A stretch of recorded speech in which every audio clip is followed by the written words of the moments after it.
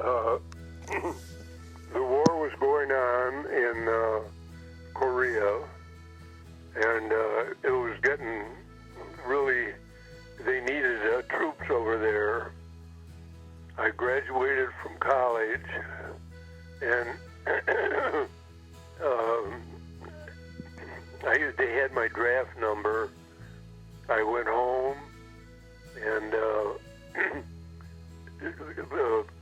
left to play baseball down in Nashville, and I got down there, and within 2 weeks, I got the letter. My mother called me, and I got the letter.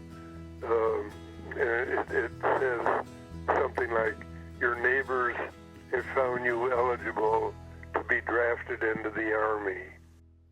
My grandfather, Pete Burnside, a Nutria graduate from Wilmette, has agreed to share his story of his time in the service. They said we would have basic training, and that was 16 weeks at Fort Leonard Wood, and then they put us in barracks. We didn't know what we were doing, but we went through 16 weeks of basic, and that's pretty tough.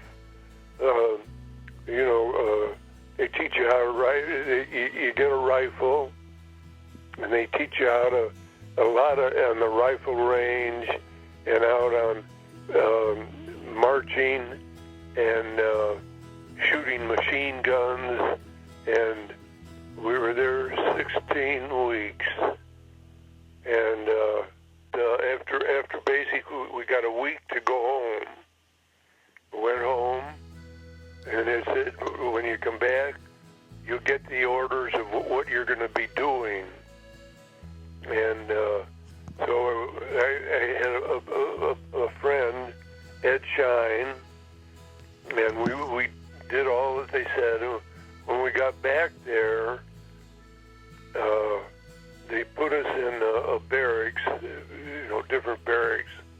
But they said, tomorrow you'll receive your orders of where you're going to be going. And the war in Korea was really active. And so we went in, and they gave us orders. Just about 90% were going directly over to Korea, just the north against the south, like it is now.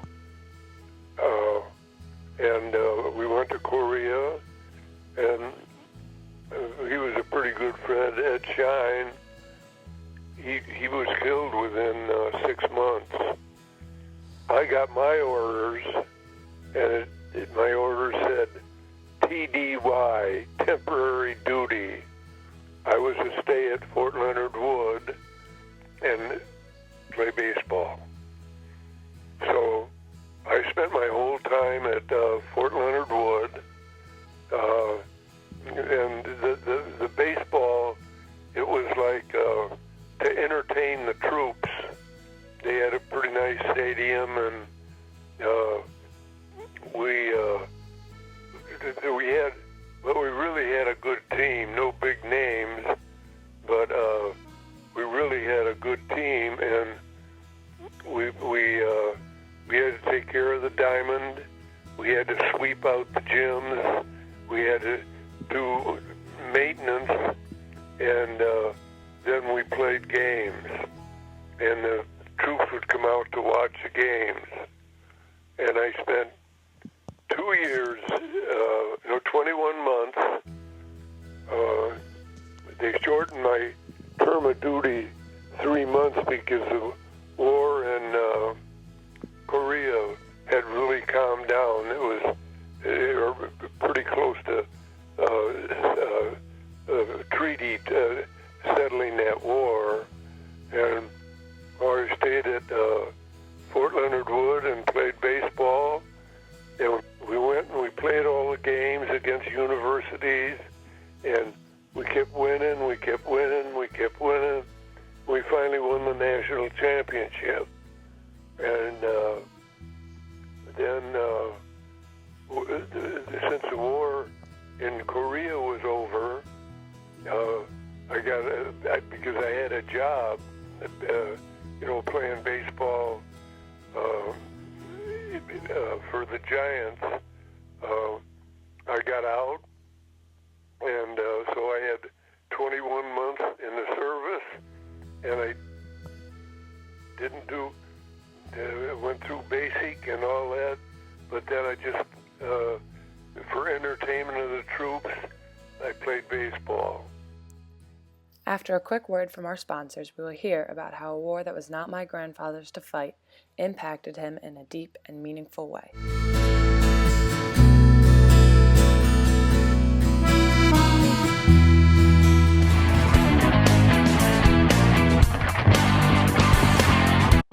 "2,000 kids, this is your chance. The Disney Channel is now adding all of your favorite childhood shows to Netflix for a limited time only. Hannah Montana, That's So Raven, Sweet Life, and more. Do not miss your chance to rewatch your favorites."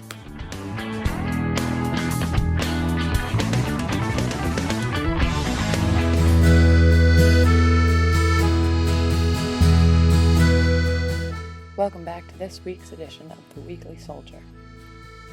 After his service and 8 years in the major leagues, my grandfather went to Japan for 2 years to continue his baseball career overseas.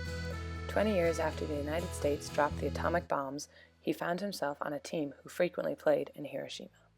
It was a 6-team league, and Hiroshima, I think they pronounce it Hiroshima, but Hiroshima was one of the towns we played in, and that was where they dropped the atomic bomb to end the Second World War. And the ball players were really good to us. And they said, don't ever go out by yourself when you're in Hiroshima. So we didn't. Anytime, and Suzette visited there too.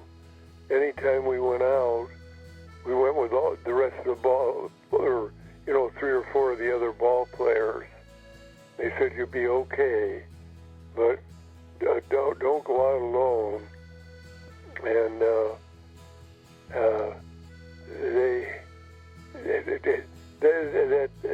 have you ever seen that picture I have here? Yeah. Oh, that atomic bomb just destroyed Hiroshima. It was. They have a museum over there, and you come out of that museum, they call it the Peace Museum, you're in tears that anybody had to go through what they went through.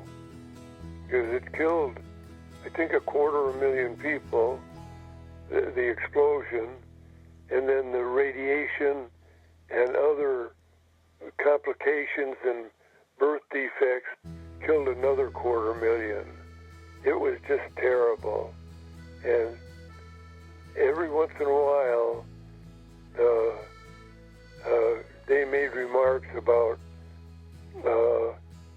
foreigners, and that was, we only had each team, we had 2 foreigners on the team. Both of us were pitchers. The rest were all Japanese. My grandfather's story is not only a story of basic training during the Korean War, but also a story of the after effects of World War II. Just because the World War had ended did not mean that the tensions caused by it had at all diminished. He experienced this in Japan. Thank you for tuning in to this week's edition of The Weekly Soldier. Please join us this time next week for another story.